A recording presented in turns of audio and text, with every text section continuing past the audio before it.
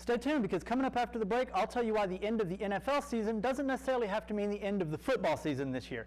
And for those of you who don't start paying attention to anything else until after the Super Bowl, I'll catch you up on the most important storylines in the NBA and college basketball so you'll know what you've missed so far.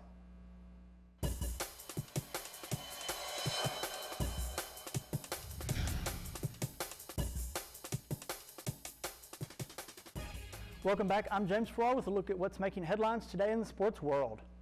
For most football fans, the Super Bowl marks not only the end of the NFL season, but also the beginning of some seriously boring weekends with nothing to watch. The draft is still over 3 months away, and with players, coaches, and executives taking a much-needed and hard-earned vacation, usually there isn't a lot of news coming out of the world of professional football for a while. But not this year. That's because the Alliance of American Football is set to kick off their inaugural season this coming weekend.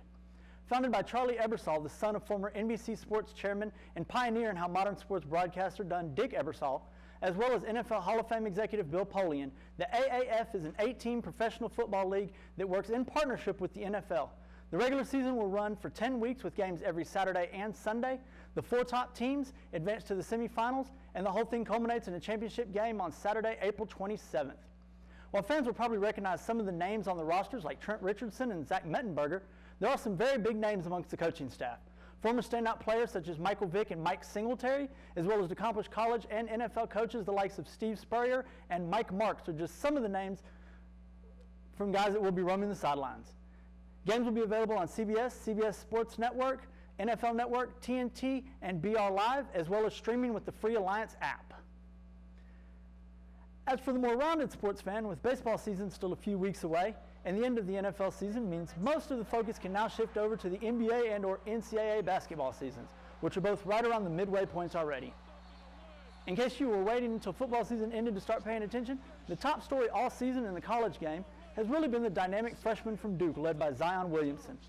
Williamson figures to be the #1 overall pick in this year's NBA draft, while his freshman teammate R.J. Barrett and Cam Reddish could both go as high as numbers 2 and 4 respectively.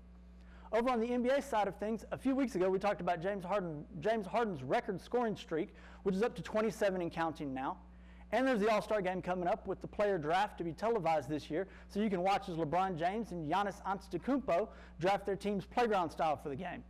The biggest storyline right now, though, is the will they or won't they dilemma of the New Orleans Pelicans and their disgruntled star Anthony Davis. Davis requested a trade earlier in the year and has made it clear that his preference is to go to the Los Angeles Lakers. The Pelicans, however, have Davis under contract through the end of the 2019-2020 season and don't seem in any hurry to deal their franchise player just yet.